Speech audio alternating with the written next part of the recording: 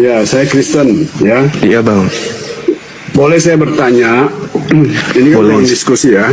Iya silakan. Begini, saya punya pertanyaan dan saya juga tidak mendapatkan jawaban ya di dalam perjanjian baru ya. Siap. Nah, saya bertanya sudah kepada banyak ustadz ya. Sekarang saya mau bertanya kepada Bang Suma, apa jawabannya?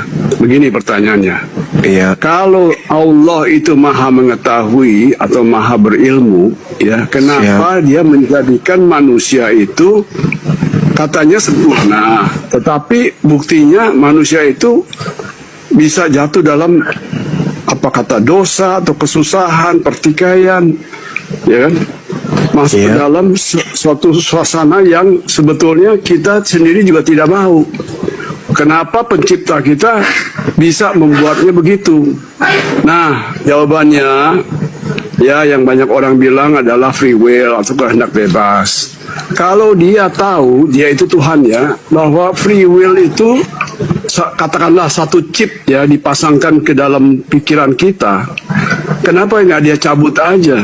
Ya kan, kalau tahu bahwa chip ini berbahaya, berisiko, membuat dia marah-marah, membuat dia membuang ciptaannya ke neraka, ya, membuat dia marah, dan manusia sendiri juga susah gitu.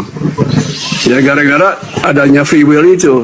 Maka saya bertanya kepada Allah, kepada pencipta, ya, kepada Bapa, ya, kenapa engkau yang maha tahu, kalau tahu free will itu berbahaya, jangan hanya bilang jangan.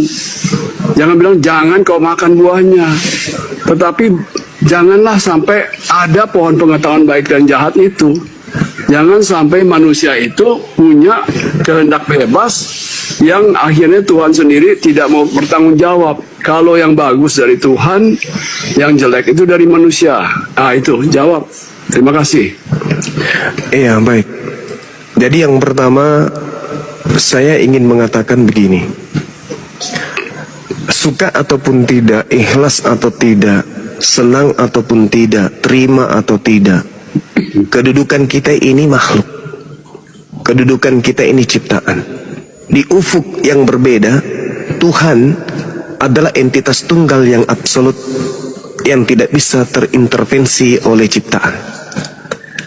Makanya di Al-Quran itu diterangkan, surah Al-Anbiya ayat 23, A'udzubillahi minasyaitonirrajim, la yus'alu amma yaf'al wa hum yus'alun. Allah tidak ditanya, Tuhan tidak ditanya, mengapa Tuhan begini, mengapa Tuhan begini.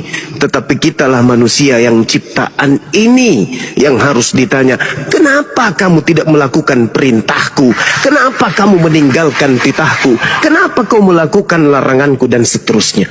Bukan posisi kita bertanya kenapa Tuhan menciptakan, kenapa Tuhan begini, kenapa Tuhan begono, dan seterusnya. Itu adalah keadaan sebagai makhluk. Pertanyaan ini muncul sama seperti iblis bertanya ketika Tuhan ingin menciptakan makhluk.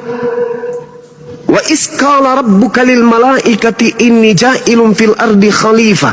Wahai seluruh makhluk langit, aku hendak menciptakan pemimpin di atas muka bumi bernama Adam alaihi salam.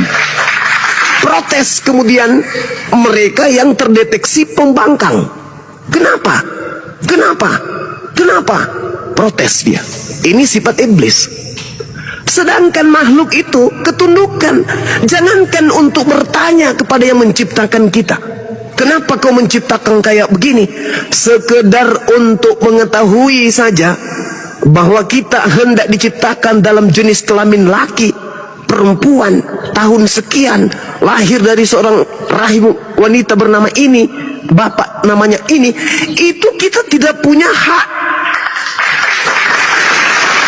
Bagi orang yang percaya akan adanya pencipta yang mengatur dia, maka dia akan tunduk atas segala aturan penciptanya. Terlalu jauh kita melangkah. Kenapa kemudian Tuhan menciptakan harus ada pohon baik, harus ada pohon jahat? Loh, kalau Tuhan tidak menciptakan itu bukan Tuhan namanya, itu tempe. Yang namanya Tuhan itu maha kuasa. Tidak ada yang bisa mengintervensi dia. Makanya dia ahad. Entitas tunggal yang absolut, tidak ada intervensi dari manapun. Itu baru Tuhan. Sedangkan kita ini makhluk. Syukur-syukur kita jadi manusia. Kenapa ketika Tuhan menciptakan kita enggak jadi kera, jadi sayur, jadi buah-buahan yang hanya pelengkap daripada sosok pemimpin manusia? Bersyukurlah kita ini sebagai manusia dicipta dalam bentuk fi aksari taqwim, dalam bentuk yang sempurna. Jangan malah protes seperti iblis. Jadi ketika saudara bertanya, kenapa Tuhan yang maha kuasa ini tidak ini? Itu maunya kita. Tapi Tuhan tidak seperti itu. Inni a'lamu ma la ta'lamun.